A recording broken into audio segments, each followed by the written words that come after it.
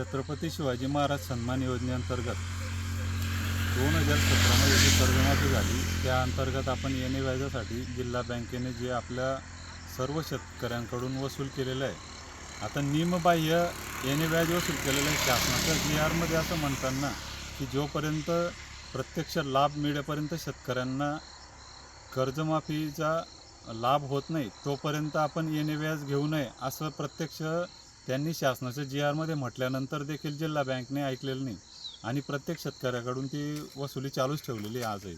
आणि 6 वर्षापासून त्यांनी पीक कर्जही वाटप केलेलं नाही अशा लोकांना.